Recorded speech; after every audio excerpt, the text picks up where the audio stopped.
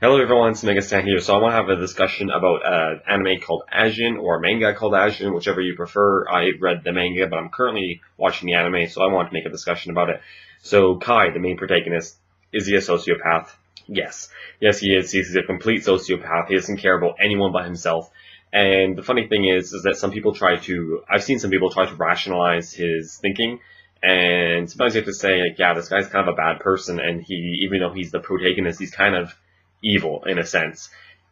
But I really connect to him. Don't get me wrong. He's a bad and he's pretty sick, but I really connect to this character, and I'll tell you why in just a minute. But first of all, I'll tell you the Wikipedia. I just have his Wikipedia up, and I think it's kind of wrong because it kind of says he pursues self-interest, though he seems to have strong personal values that he tries to live by. He does have strong emotional values, but they're not to do good things.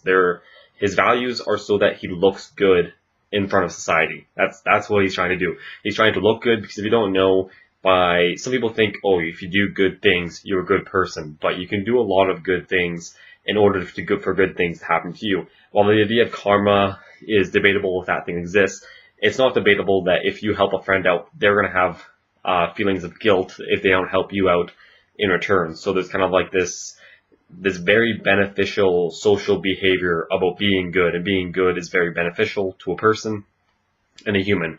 So Kai is a person that is just a good person, has been good his whole life. He's kind of just been faking it, and he's only good for the social interest, for the social benefit. So he's able to kind of manipulate people and talk to people in a way that always benefits him. So that's the only way he's concerned about. He just wants to have a comfortable life. He's very laid back.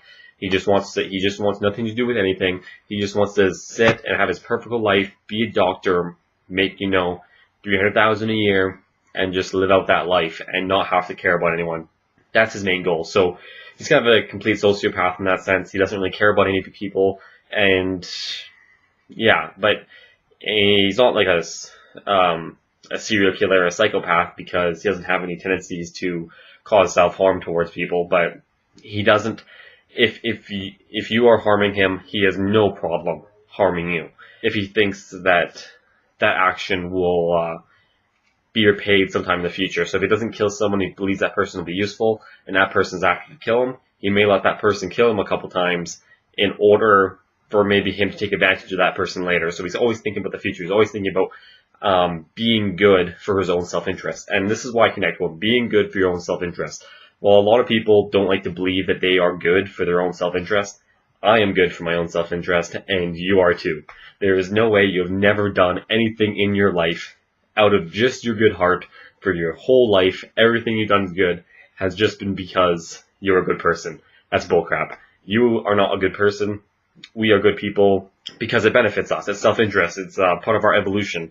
Because why would you do a behavior like, for example, I think this is one of what Kai said one time. So one of the guy he traps in that trailer that was pushed off the mountain, that character says, "Oh, we gotta save these people. We gotta save them. They're getting hurt." And Kai says something like, "Well, why are you here then? Like, you could be in Africa saving lives. You could be all around the world saving these lives. Like, if you actually care about human lives, then you should be all over the place trying to help everyone, but you're not, so you really don't give a shit," is basically what he's saying. And that's true to a lot of sense. A lot of people say they're good, a lot of people say that they do all these good things, but in the end, Kai says how it is, and it's like, no, you aren't a good person. You're not going and risking your lives for all these strangers. You're just doing what's in your best self-interest at the moment, which just so happens to save lives, maybe at the risk of your own, but it's still in your self-interest. If someone were to risk their life for someone they don't even know way out in a random country, then good on you. You're an actual good human being with no self-interest, potentially no self-interest. I don't see any self-interest at that point because you're most likely going to die without saving anyone. So, yeah, so just I like his character just because it kind of brings out the bullshit in people's characters.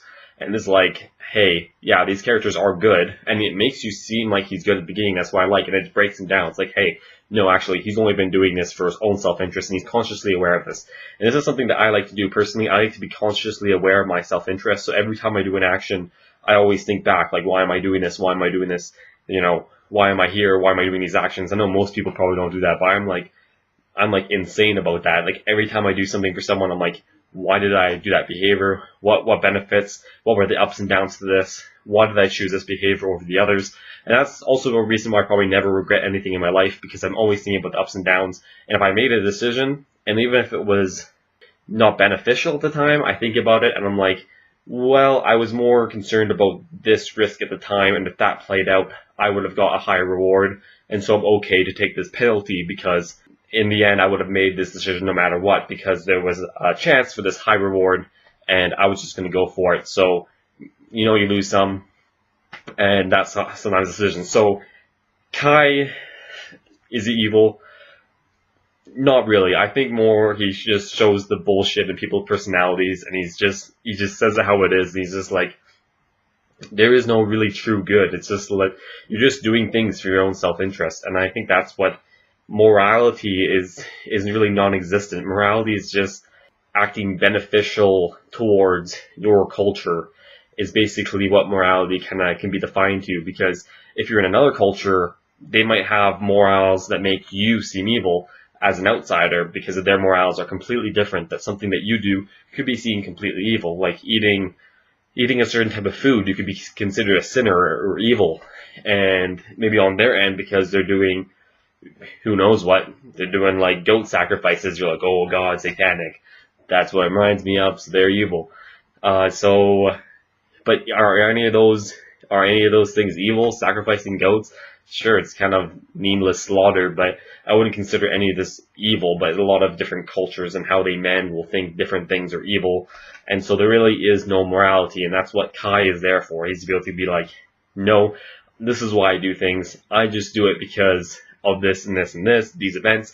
So I really like how he just tell it how it is. Like, that's his character. He's like, I am doing this for myself, and that's what makes him very relatable, because it relates it to me, because I always think about my self-interest, not because I'm a selfish person. I just don't want to get ahead of myself and think I am doing all these nice things because I'm actually a good person. So I always like to think of my self-interest, and I even tell people that I do a good deed for them, and I'm just like, I just did it because it benefited me in this way. Not all the time, but sometimes I do, just to make sure that kind of they know that my self-interest was accomplishing this too. And that kind of can be bad in a way, because some people might get mad at you if they know what you're thinking.